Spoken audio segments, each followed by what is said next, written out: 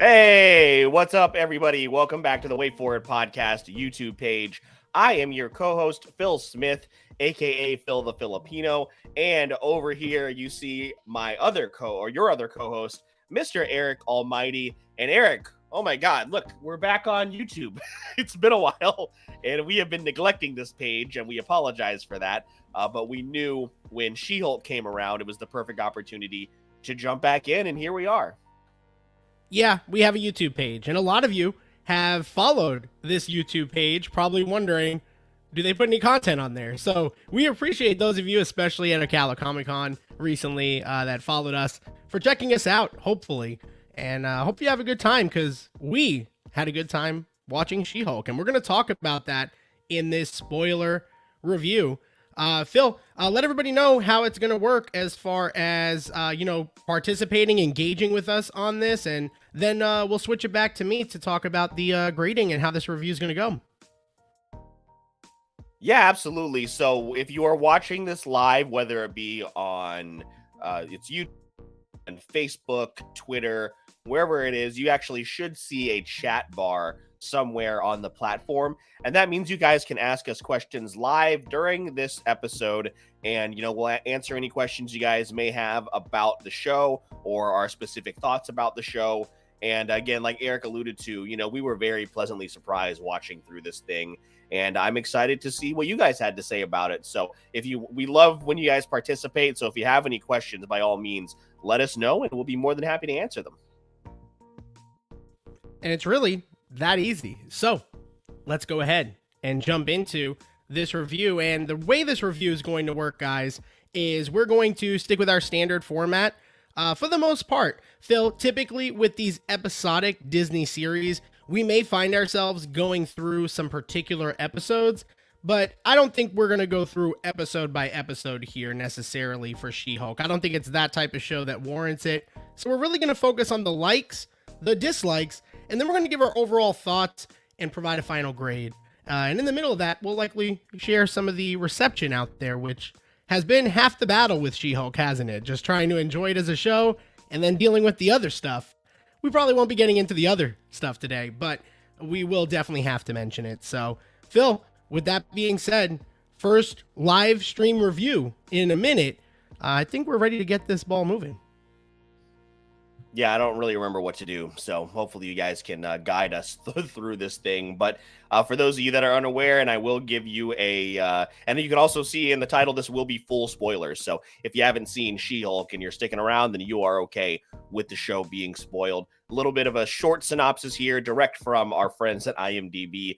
Jennifer Walters navigates the complicated life of a single 30-something attorney who also happens to be a green 6'7" superpowered Hulk. And the Hulk show is something that we were, there was that trailer that dropped like a few months back, and I know you and I, Eric, were like very concerned about the CGI, and understandably so. Up until this year, like I think we're gonna have this conversation probably at the end of this episode. Up until this year, we had been very, very like lukewarm on the Disney Plus Marvel shows. We definitely are in the camp of Marvel fatigue. There's just so much now to keep up with, but we have been pleasantly surprised and very happy with the last few releases that Marvel has put out. And She-Hulk was just another hit, I think is what you guys will see as far as what we thought about it. But yeah, with the first episode, you get the you get right out of the gate, how she gets her powers. You get the training montage with Bruce in Mexico. And Eric, I think that was a good segue from bringing in this new character by bringing in, someone we're familiar with, someone we have a lot of warmth towards in Bruce. And I think that was a solid way to introduce it. And right out of the gate, like I was pleasantly surprised with how much I was enjoying it. And I actually did enjoy the humor, which I was kind of concerned about in seeing the trailers leading up to this thing. So the fourth wall break specifically is a little much at first, right? So there's a lot to kind of comprehend, and I'm not going to say that I knew much about She-Hulk. I did know, she's like a promiscuous character. She's like, she likes to break the fourth walls sometimes, but like I didn't really know how much to expect. So it was a little jarring at first, to be completely honest. But as the show goes on, it starts to form its own identity for the humor and for what they're trying to do. And I think it's in that, Phil, that I learned to appreciate the show long term. So I would say the humor overall was really, really solid, really, really funny, but it does take a moment to get into it. So if you gave up on the show about 2 to 3 episodes in, you have full reasons to be able to do that. Like, you're fully valid in those thoughts if it was for valid reasons that you left the show. Yeah, and the good news about this is She-Hulk got something that a lot of the other Marvel Disney Plus shows desperately needed, which was more episodes. This one got 9, whereas, other shows, even like Miss Marvel, Moon Knight, and then, of course, the first run of Disney Plus shows got 6, other than WandaVision, right? We've talked about that over and over again. It's been an ongoing theme. Just give us a couple more episodes. And Eric, you going, not knowing how you felt the first few episodes in, greatly benefited from having extra time to build this character, to introduce the world, to introduce to us some amazing characters we never thought of. Like, we're going to have to talk about Madison at some point and how much of a crime it was that we never saw her again, her and Wongers. God, I mean, you bring Wong back in, like you bring in all these other characters we hadn't seen. Emil Blonsky, as Abomination. He was really, really solid. I can't wait for him to come back. Probably, I think in the, what's it called? The Thunderbolts film. And, introducing all these characters. Like, remember all those other shows, they're introducing so many different things in a short amount of time. Here, it's like, oh, yeah, not that I forgot about Madison, but like, I did kind of forget about Madison. I was like, oh, that was such a great time. I totally forgot about that magician character from earlier on in the season, just because there's a lot going on, but it's spaced out. It's fantastic. It was such a breath of fresh air, and thank God for those extra episodes. Yeah, the extra episodes do help because, again, you're really getting into this world with this character and these side characters, Phil. The side characters are strong. Why wait? Why don't we talk about Madison, who is a prime example of someone that this show pleasantly surprises you with. And I think, honestly, when it comes down to some of these things, it's important to have these side characters. I'm looking at a couple of these because I'm not going to pretend that I remembered a lot of them by name, right? But I definitely recall a lot of different characters, Phil, and a couple that are kind of coming to mind here, and I'm really looking for it. Dennis was funny. You've got Todd, who played his role just the way he needed to. Pug, Mallory, like, there's so many characters we could really get into and talk about. Did they all get enough screen time? There's an argument on some of them versus others, but they served their purpose to the story, and they added a different element or a different sense of humor, which I really liked. They didn't just fall in line to She-Hulk and her type of humor. And I think we really have to mention, how do you pronounce her name? It's Tatiana Maslany. Is that right, Phil? You're my resident. Tatiana Maslany. She's fantastic.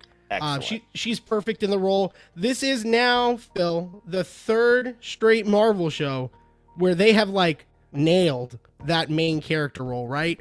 I think something has to be said, and the fact that the side characters are strong too and funny makes it worth it. Right, yeah, Tatiana Maslany. I think I told you the most unrealistic thing about She-Hulk was that Tatiana Maslany would have trouble finding a date.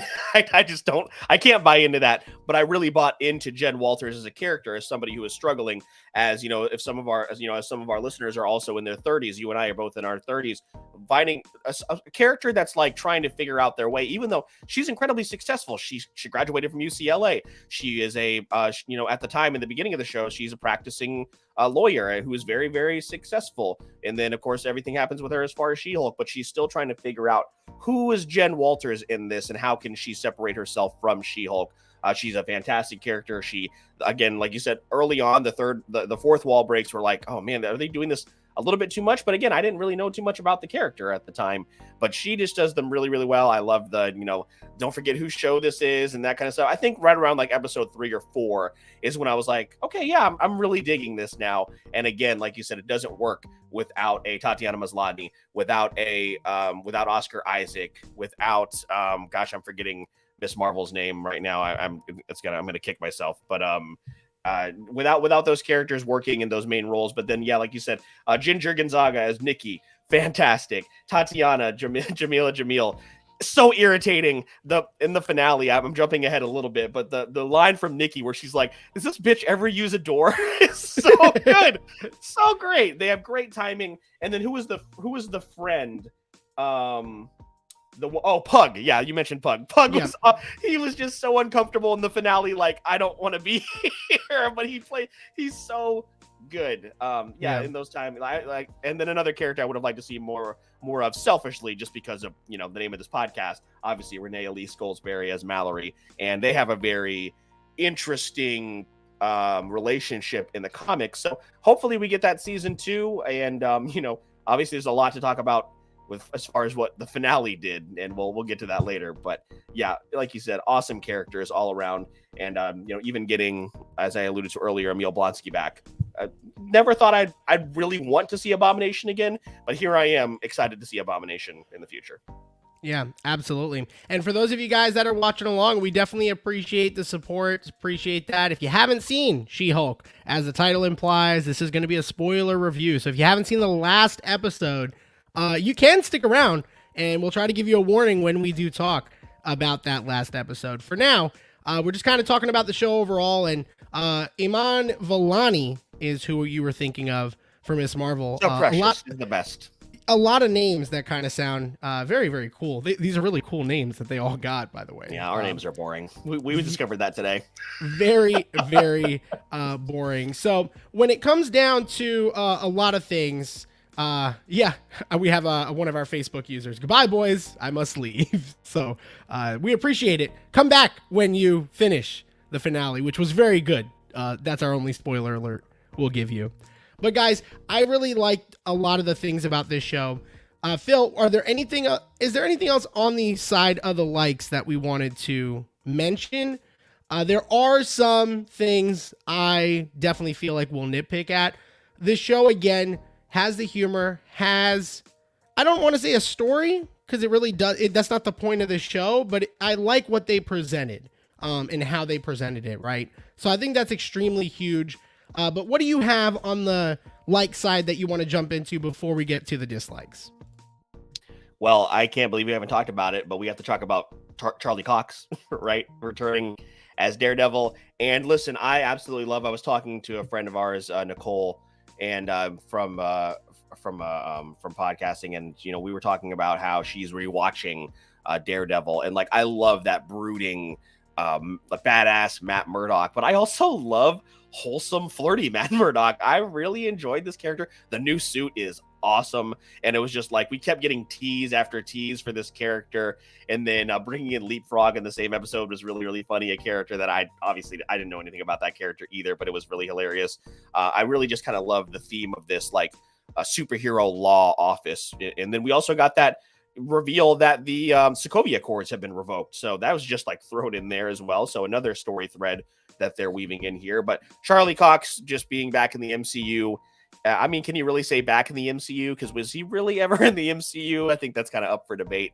Seeing him return, and then seeing like all the really great like behind the scenes photos of them just hanging out like in Jen's house is really cool. But Charlie Cox he belongs in this universe. He belongs with the heavy hitters, and I'm glad, and I can't wait to see him team up with, obviously we'll see what happens with She-Hulk, but also can't wait to see him up with, with a Spider-Man, and with those lower, those on the street characters that we see in the MCU. So yeah, we gotta shout out Charlie Cox, man. I'm so happy to see him. Yeah, very careful to say lower level. You were very, those lower, lower tier. Not where he belongs. No, not as good. S tier. Daredevil is S tier. Yeah, Daredevil. I'm Daredevil. Daredevil's great. The suit, I'm not 100% sure on, and the fact that they joke about the mustard and ketchup look, is telling to me. This show does poke fun at itself at times, and I did to a point appreciate that. We did have one question in the chat before we transition to dislikes. Not sure if this is our Brock, like that we know. And then also, you may need to clarify your question. Does she have any interesting allies with superpowers? Is that what that's supposed to say? Or powers at all? This is a spoiler review, so we'll gladly tell you, yes, there are a lot of cameos in this show. A lot of superpowered characters, a lot of mentions of characters that will be popping up in the MCU in the future. We're going to kind of talk about that, I think, in our overall thoughts. So Phil, I think one thing we will go ahead and talk about is the finale, and then we'll jump over to dislikes officially. So the finale was something. It has to be talked about on the like side. What was your thoughts about the finale? What really stuck out to you the most? And for me, Phil, it was it really kind of pointed the arrow north for me. I was still a little on the fence.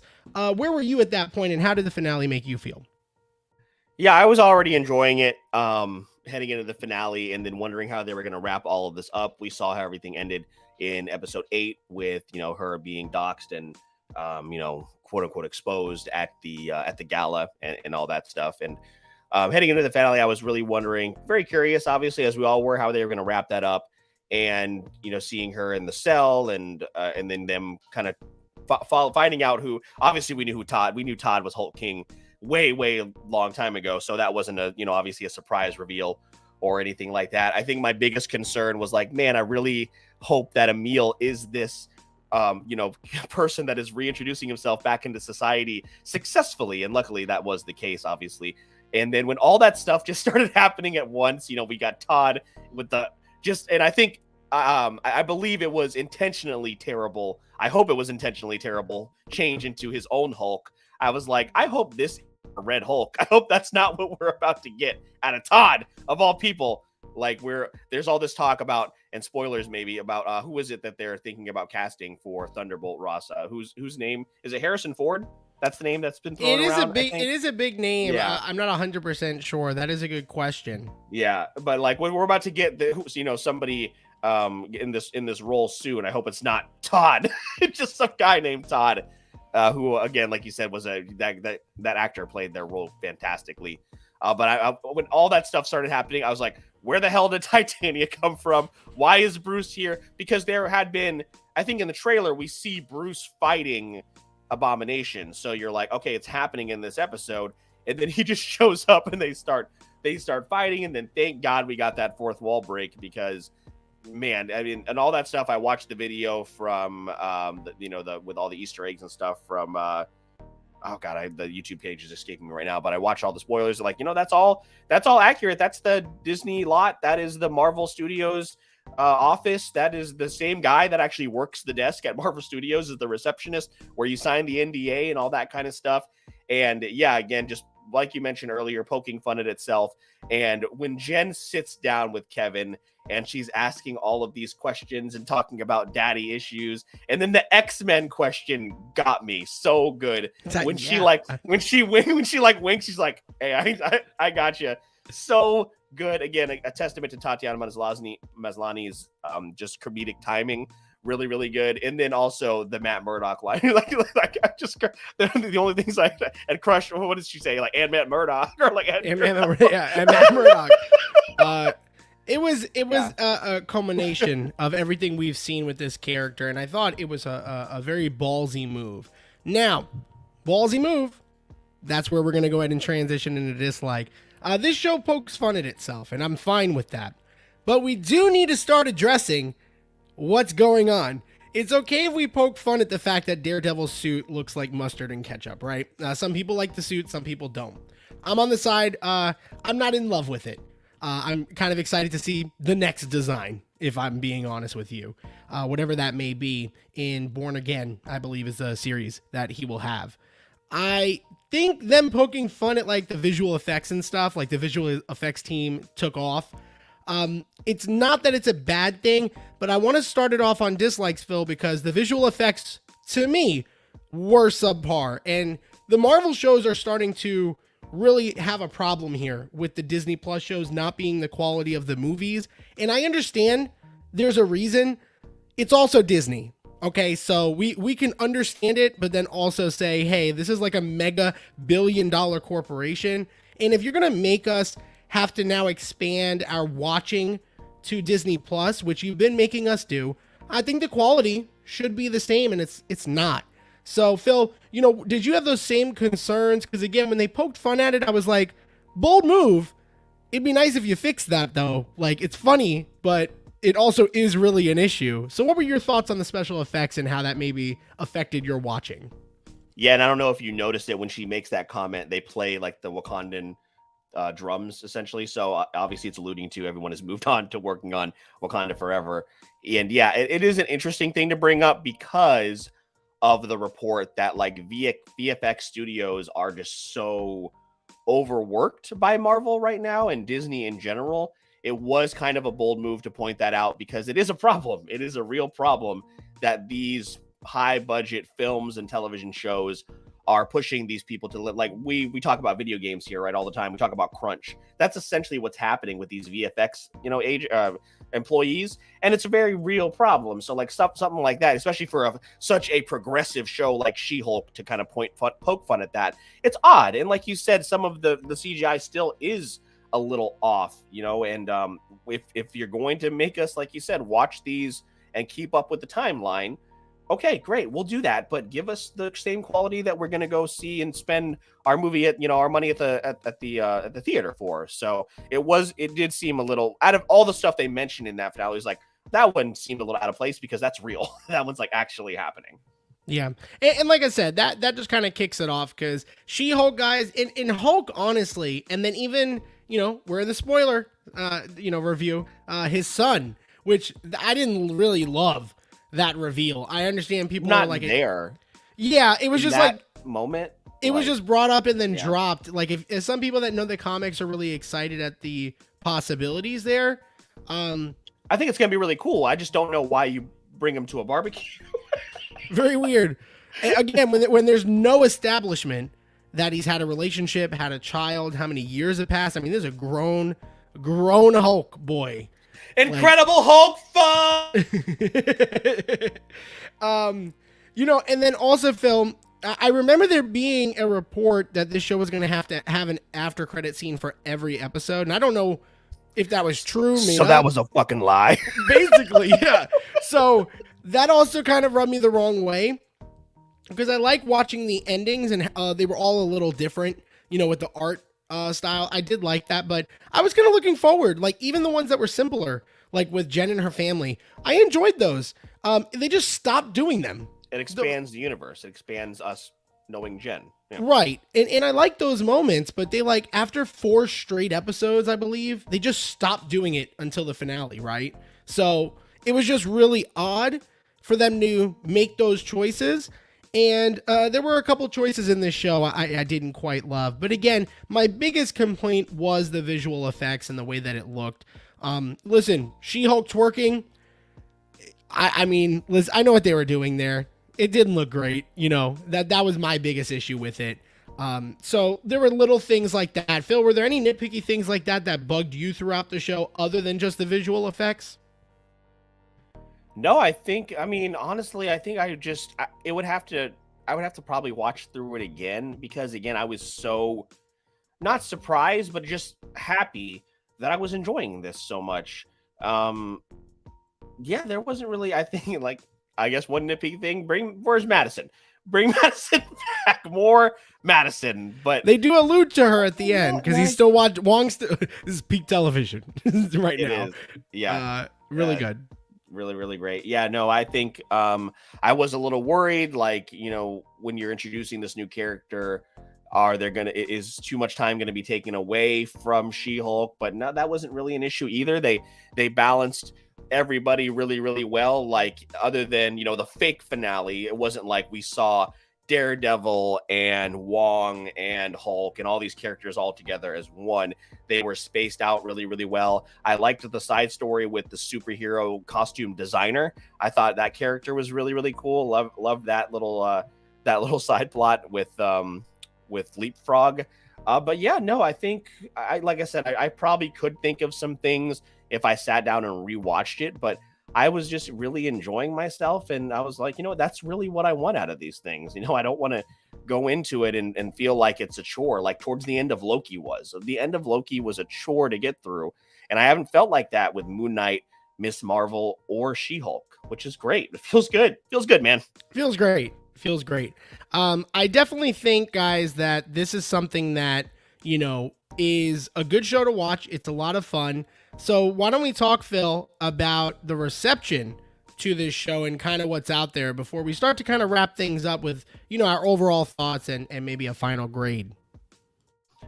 Yeah, certainly. And, we are not the most well-equipped people to talk about what's going on as far as what's happening on the internet, what's happening with people that are disliking this show, Miss Marvel, Captain Marvel, Black Widow, those films for the incorrect reasons. What I can tell you is this. I'll shout out our friend Anya, a friend of the show. We have not talked I haven't talked to her about the finale since it came out, but I do know when the first few episodes of She-Hulk came out, Anya told me that she feels like this is the first actual Marvel show that she's seen that is centered and aimed at millennial women.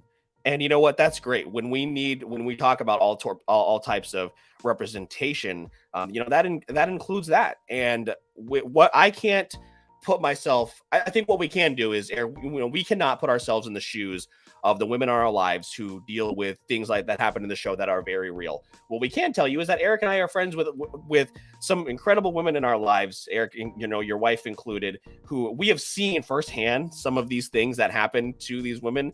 And for people to say that this stuff does not happen is just ignorant. It's ignorant. And I hope that you can, if you find yourself watching this show and it's not necessarily for you, that's totally fine, but don't like it for the wrong reasons. But also maybe reach out to the woman in your life that has watched the show and ask them, hey, does this really happen to you? What's your experience with stuff like this? And maybe you will learn something. So again, there are people much more qualified than Eric and I to talk about the reception and why people have been review bombing this and all that kind of stuff. And that's going to keep happening. There's nothing we can do about it. But what you can do is you can go to the women in your life and learn something because the show, and I think you guys will also have a really good time watching it as well. So that's what I have to say about it. Yeah, not bad at all. Phil, do we have scores? Do we have Rotten Tomatoes? Do we have the data? Nope, didn't. No, you got it. Okay. I've got it. Yeah, it's just, yeah. Why don't mentioned. Yeah, I mean, what are the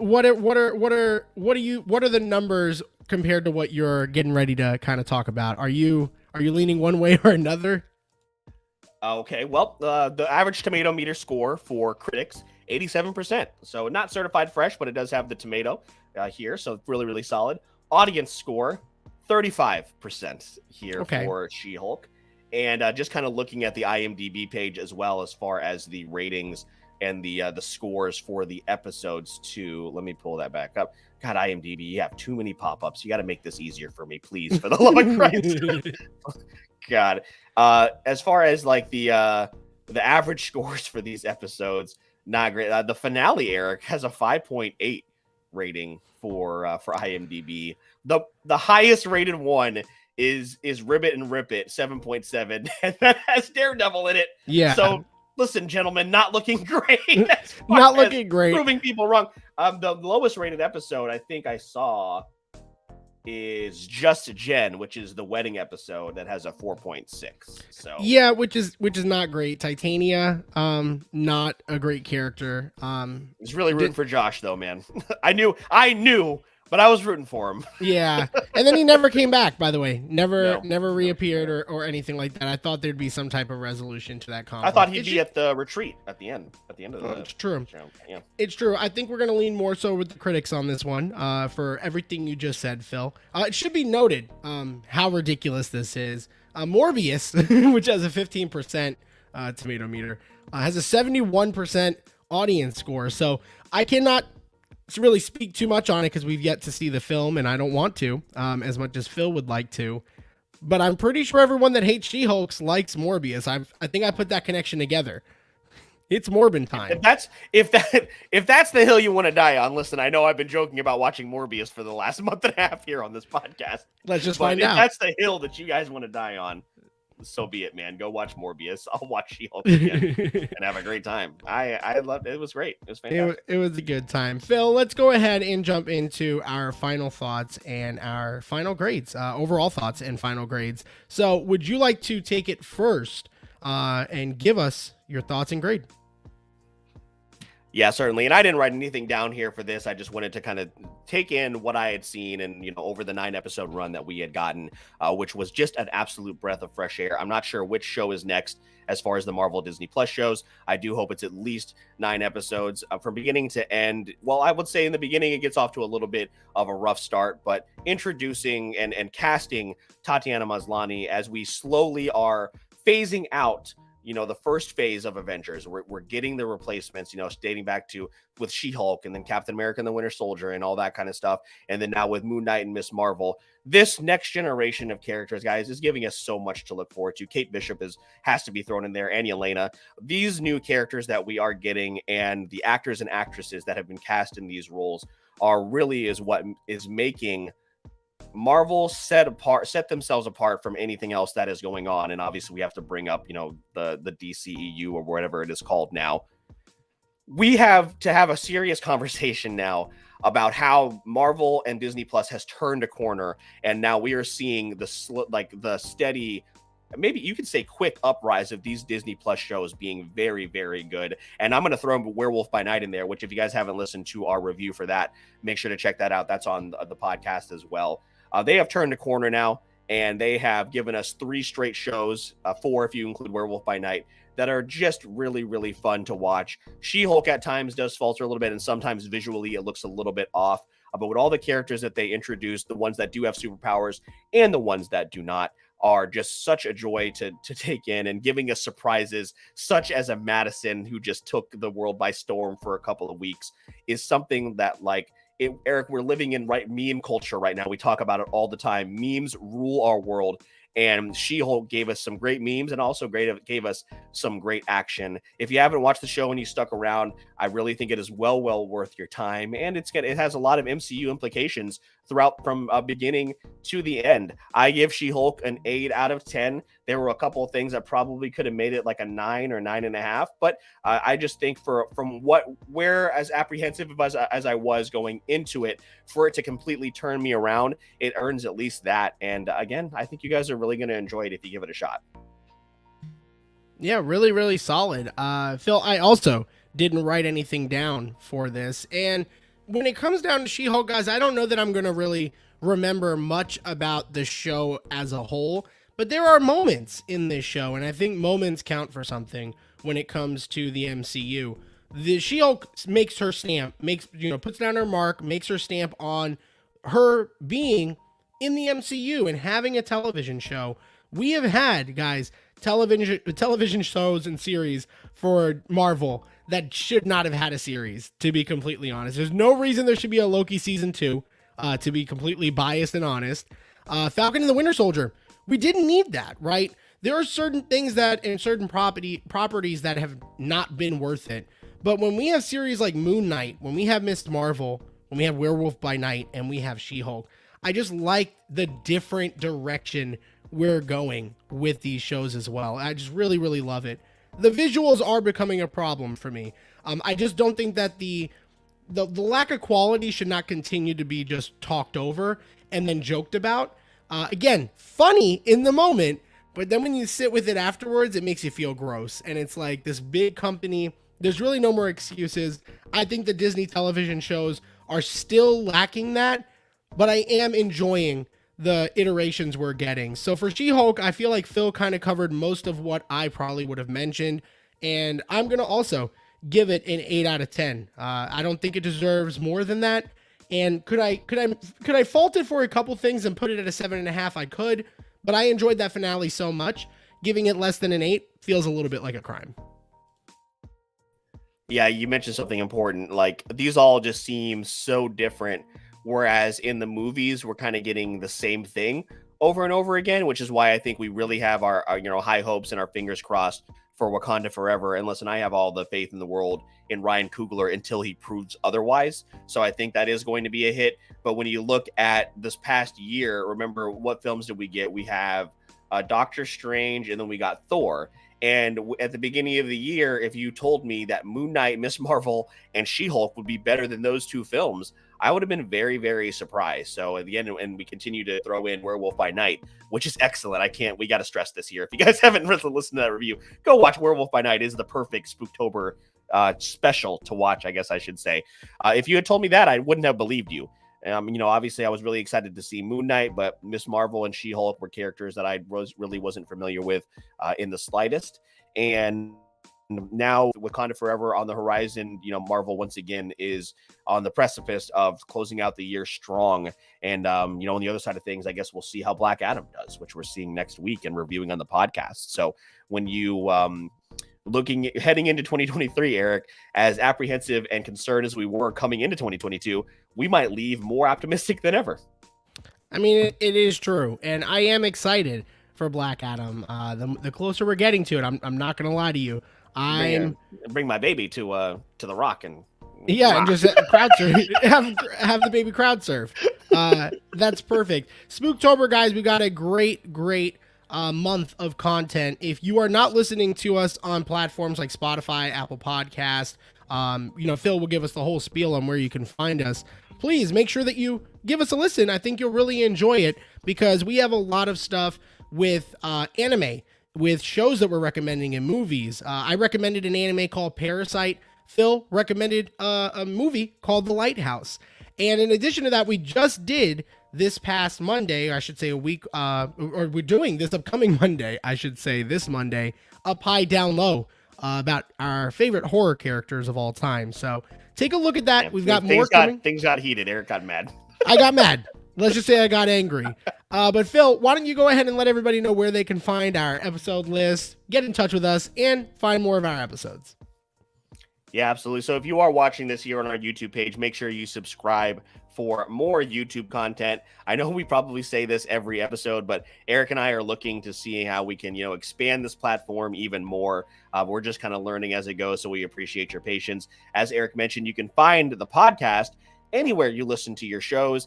Most importantly, though, if you are listening on Apple Podcasts or Spotify, please make sure you leave us a 5-star review. It's one of the best ways you can help support the show. It drives us up the charts and helps us stand out in this very, very crowded podcast market. So we would very much appreciate it. And you can find us on Facebook and Instagram at Wait For It Podcast, and on Twitter at Wait For It Pod. That's where you can find the episode list for all of our upcoming and previous episodes. You can also participate in conversations with us every Thursday. We do the Thursday Thought. What was your favorite Halloween candy? Go to our Instagram and let us know. But that's where you can interact with us, and we hope to see you there. And guys, this was a ton of fun. And like Phil does say, we are figuring out the YouTube space. TikTok probably coming on the horizon. Who knows? I keep mentioning it. Phil keeps saying maybe, and we might do it. So look for some more video content as we try to incorporate that. But we got so much on the audio side, guys, and with the podcasting future ahead of us. We are not stopping anytime soon. My name is MrEricAlmighty, and that is my co-host, PhilTheFilipino. And please remember, we release audio episodes every Monday and Wednesday with the occasional bonus content here on YouTube. And all you have to do is wait for it.